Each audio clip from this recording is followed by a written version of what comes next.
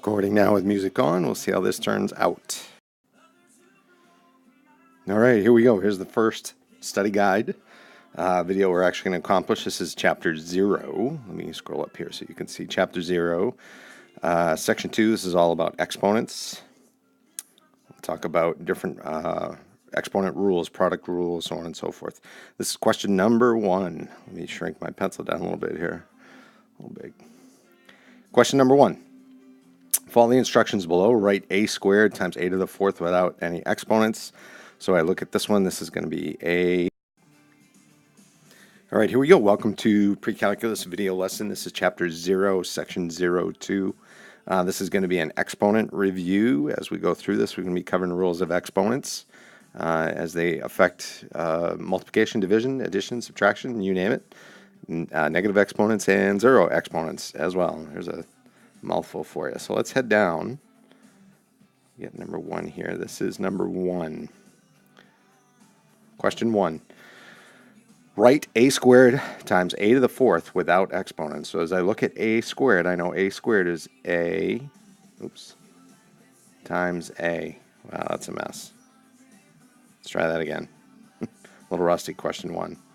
A times a. And then a to the fourth is, I'll slide this over, 4 more a's. 1, 2, 3, 4. So that would be a to the sixth, right? If I multiplied it out with the exponents, but they say without exponents. So there's your answer right there. A times A times A. Just make sure you have 6 a's. All of that I know if I'm going to answer the second part, a to the second times a to the fourth, fill in the blank. It's looking for the exponents. I kind of already gave you the answer. That would be a to the sixth. So technically, when you are using the product rule, you are looking at the 2 exponents and you are adding them together. Add the exponents when you have the same bases. All right, number 2. Product rule with positive exponents. Problem 2. So here we go. I've got a 7w and a negative 2w to the 9th. I'm basically going to take the 7 and multiply it by the negative 2 and then multiply the w's together. So this is going to give me negative 14.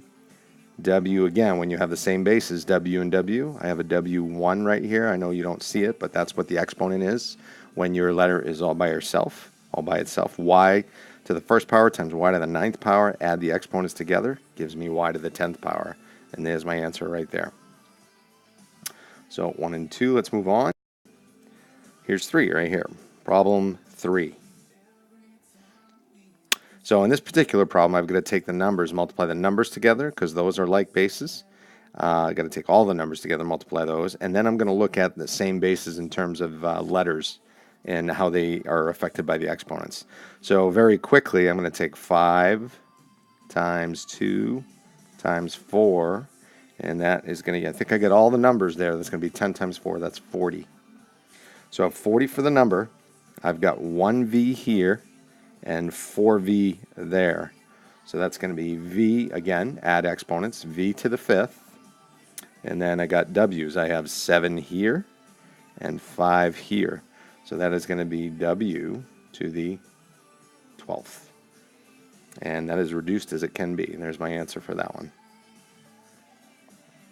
Here's 4. Power of rules exponent. Well, power of rules exponent says that if I have an exponent to an exponent, we are multiplying. Multiply exponents. Excuse me. So I have this 4b to the second power. This one says write a 4b squared without exponents. Very similar to number 1. This is just going to be 4b times a 4b. Just like that.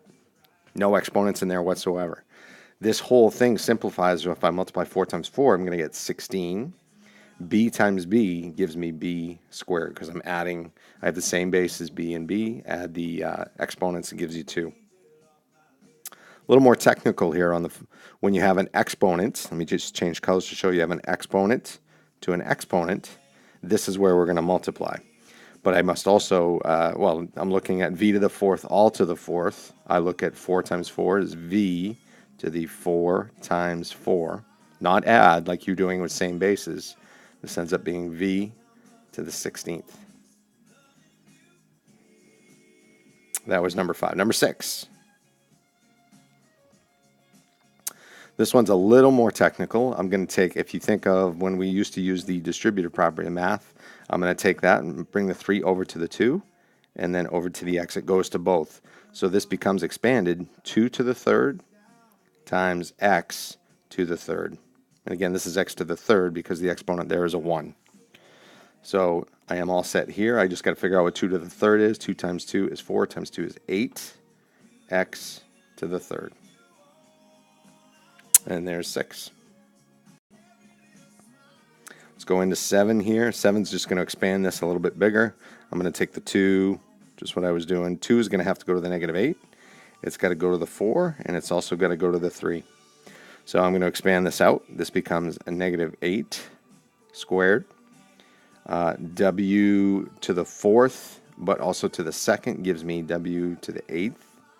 And V, again multiplying, V to the 3rd to the 2nd, 2 times 3 is 6.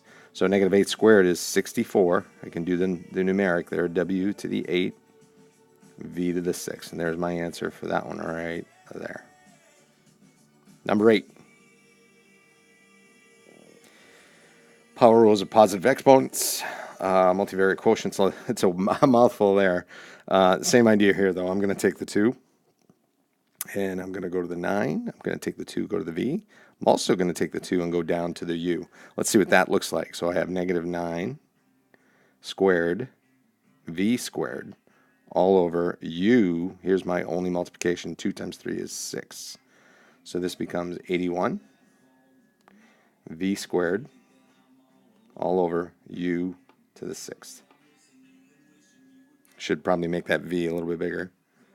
V squared. Oops, wrong. Sorry. Wrong eraser.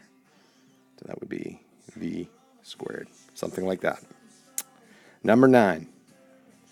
Again, expanding on the same kind of idea. The 3 distributes all the way across all 3 of these, and this 3 distributes to that one. So let's write that out. We'll see what that looks like. Let me slide this over here. So this is going to be negative 2 to the 3rd power, x to the 6th, I'm multiplying all the way across, y to the 9th, z to the 3rd, times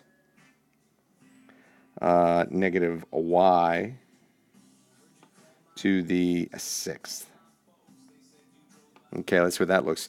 Negative 2y to the 3rd, or negative 2 to the 3rd power is a negative 8.